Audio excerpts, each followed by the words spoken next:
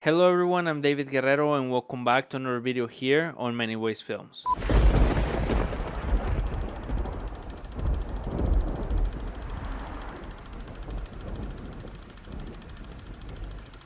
In the video of today, I will be talking about the 50mm 1.8 Nikon lens for the mirrorless cameras. What are the things that I like and don't like so much about this lens? I got this lens a year ago, maybe 10 months, 11 months ago, and I already made a video talking about my first impressions. I believe that the glass on this lens is the best quality of glass that you can have.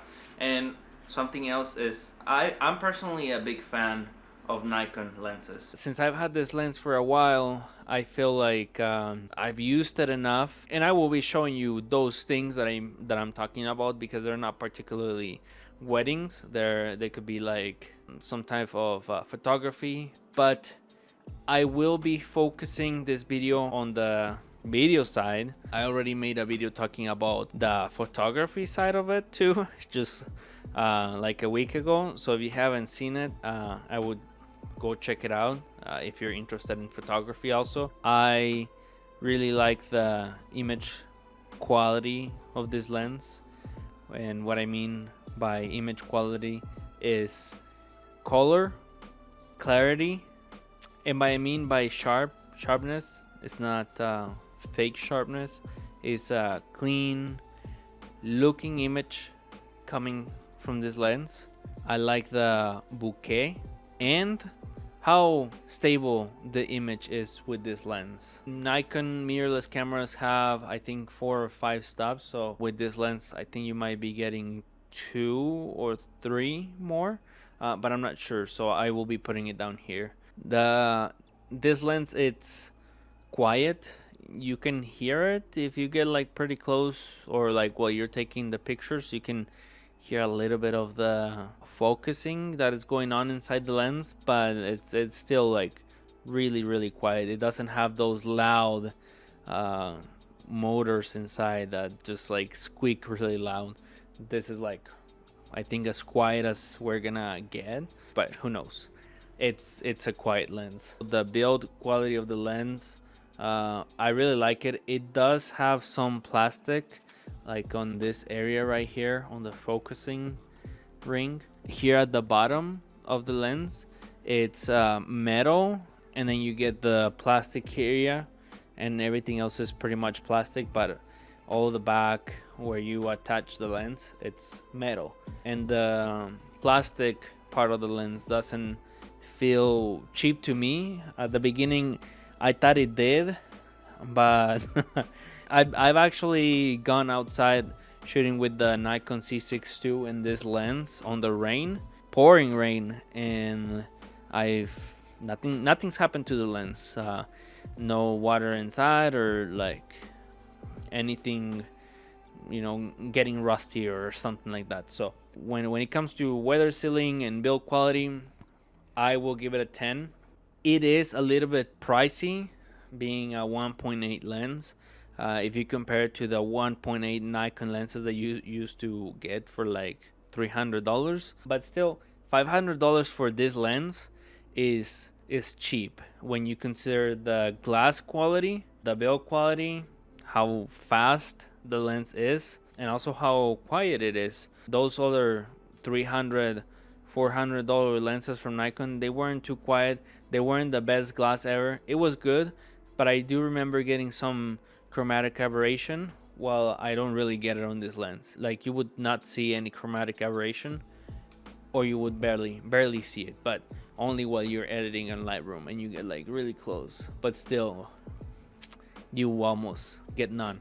And again, when you're doing video, it's really hard to notice that like chromatic aberration on this lens. Going back to what I said at the beginning, you get a really clear image. Whenever I'm editing in Resolve, I'm always really happy with the results that I get. I've put other types of lenses like the 24-74, and even that was one of my favorite lenses. You can't compare the 50mm quality of the glass to the 24-70. It probably weighs as much as an apple. It's built to last. I think that if I kept this lens, it will probably still work by the time I'm 40. So a pretty good while, or maybe even more. I'm just saying a number, but I'm sure this will last a long time. There are a few things that I don't like. One of them is the focus ring. Have in mind that you can program the ring to do whatever you want.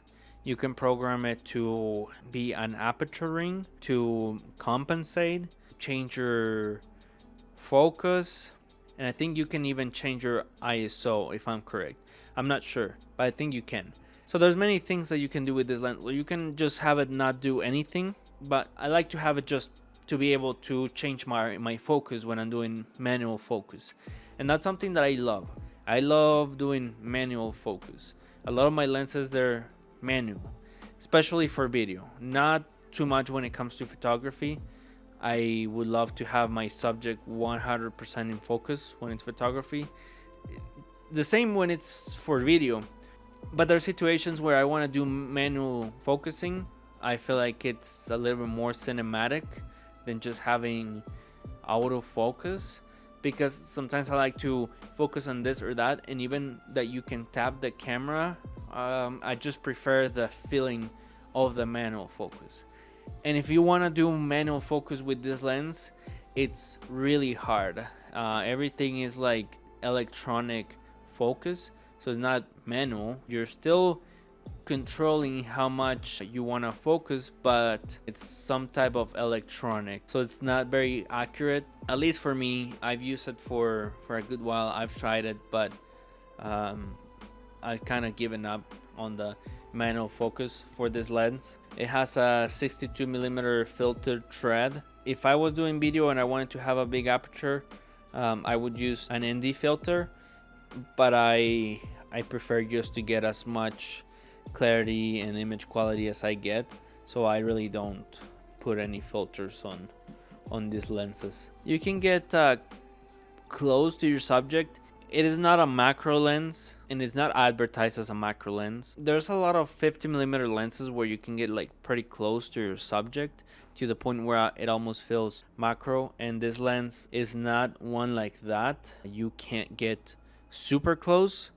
Again, it's not advertised as a macro lens, and even if you could get really close, it wouldn't work as a macro lens. But still, I would like to get a little bit closer. I guess it's fine for what it is. If you really like macro, it's awesome that Nikon brought up the new 50mm macro lens. So it's a 2-in-1 lens. It's a 50mm and it's a macro lens, and I think it's around the same price.